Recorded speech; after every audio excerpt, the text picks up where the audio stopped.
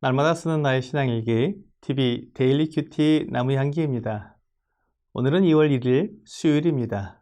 오늘 함께 묵상할 성경 본문은 로마서 10장 11절에서 15절입니다. 성경에 이르되 누구든지 그를 믿는 자는 부끄러움을 당하지 아니하리라 하니 유대인이나 헬라인이나 차별이 없음이라. 한 분이신 주께서 모든 사람의 주가 되사 그를 부르는 모든 사람에게 부요하시도다. 누구든지 주의 이름을 부르는 자는 구원을 받으리라. 그런즉 그들이 믿지 아니하는 일을 어찌 부르리요? 듣지도 못한 일을 어찌 믿으리요? 전파하는 자가 없이 어찌 들으리요? 보내심을 받지 아니하였으면 어찌 전파하리요? 기록된 바 아름답도다 좋은 소식을 전하는 자들의 발이여 함과 같으니라. 바울은 계속해서 믿음으로 얻는 의에 대해 말하고 있습니다. 사람은 자기 의, 율법의 행위로 의를 얻으려고 하지만 율법의 행위로는 하나님 앞에서 의롭다함을 받을 육체가 없기 때문에 하나님께서 사람들을 위해 준비하신 새로운 길이 필요했습니다. 그것이 바로 예수 그리스도를 믿음으로 말미암아 얻게 되는 하나님의 의입니다. 나에게서 난 의는 결코 하나님을 기쁘시게 하거나 율법을 완전히 이룰 수 없지만 하나님으로부터 난 의는 율법을 완전히 이루고 하나님을 만족시킵니다. 그래서 내 행위로 의를 이루는 것이 아니라 믿음으로 의를 이루는 것이 필요합니다. 이 믿음으로 얻는 의는 율법처럼 이스라엘에게만 주어진 것이 아니라 유대인이든 헬라인이든 모든 사람에게 주어진 것이기 때문에 누구든지 예수 그리스도를 믿는 자는 의롭다함을 얻게 됩니다. 이렇게 하나님께서 말씀하신 대로 예수 그리스도를 믿는 사람은 부끄러움을 당하지 않을 것입니다. 이것은 하나님께서 약속해 주신 것을 지키지 않아서 우리가 잘못 믿은 것이 되는 일이 없다는 것입니다. 예수 그리스도를 믿는 사람이 의롭다함을 얻는 것은 확실한 것이고 결코 취소되지 않을 약속입니다. 대통령 선거 때나 국회의원 선거 때마다 나오는 이야기는 그들이 많은 공약을 하지만 지켜지지 않는 공약을 남발한다고 비난을 합니다. 실제로 선거 때 한 약속을 지키는 정치인들은 그렇게 많지 않은 것을 보게 됩니다. 그래서 그들의 약속을 믿은 사람들이 부끄럽게 됩니다.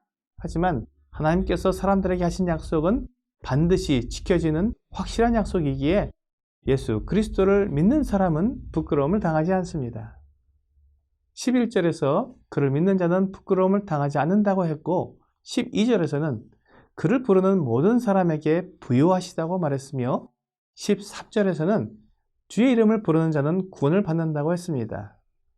하나님의 약속이 우리에게 삼중적으로 주어진 것입니다. 그만큼 이 약속이 확실하며 안전하다는 것을 보여주고 있습니다. 그런데 여기에서 우리가 짚고 넘어가야 할 부분이 있습니다. 누구든지 주의 이름을 부르는 자는 구원을 받는다고 했는데 누구든지라고 했으니까 아무나 나는 예수를 믿습니다 라고 말하기만 하면 구원을 받는 것을 말하고 있느냐는 것입니다. 여기에서 누구든지는 아무나를 말하기 위해 사용된 말이 아니라 유대인이나 이방이나 차별이 없다는 것을 말해주는 것입니다. 그러므로 유대인이든지 이방인이든지 주의 이름을 부르는 자는 구원을 받는 것입니다. 주의 이름을 부르는 사람은 예수님을 자기의 주인으로 또한 주군으로 모시는 사람을 가리킵니다. 우리가 예수님을 믿는다고 하는 것은 그분이 누구인지 아무런 지식도 없이 무조건 예수님을 믿으면 천국 간다고 하니까 또는 예수님을 믿으면 복 받는다고 하니까 그분이 누구인지 제대로 알아보지도 않고 무조건 믿는다고 말하는 것을 가리키는 것은 아닙니다. 사실 많은 우상 숭배자들이 우상을 섬기면 복을 받는다고 말하고 우상을 섬기지 않으면 재앙을 받을 것이라고 말합니다.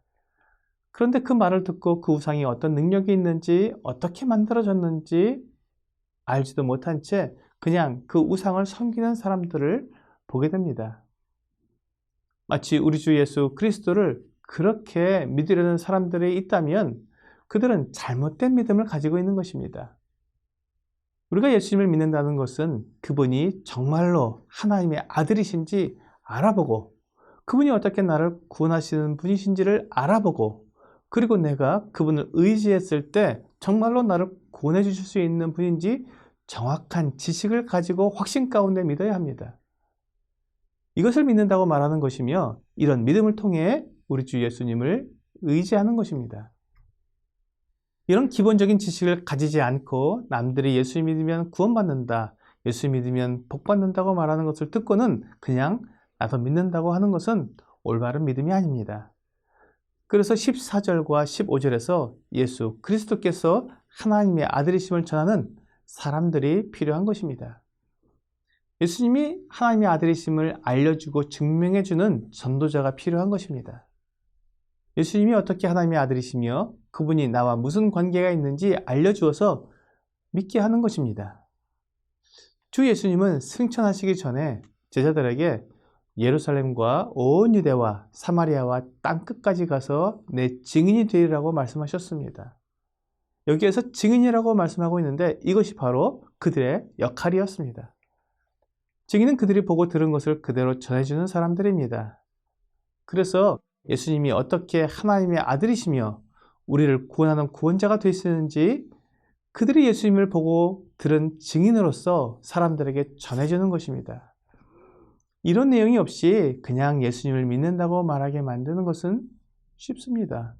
굳이 증인이 되지 않아도 됩니다. 하지만 주 예수님은 우리에게 증인으로서 역할을 하라는 것입니다. 내가 보고 듣고 믿는 그 예수님을 다른 사람에게 전해주어 그도 분명하게 믿게 하라는 것입니다. 무조건 믿는다고 말하는 것이 아니라 왜 예수님을 믿어야 하는지 그 이유와 목적을 정확히 이야기해 주라는 것입니다.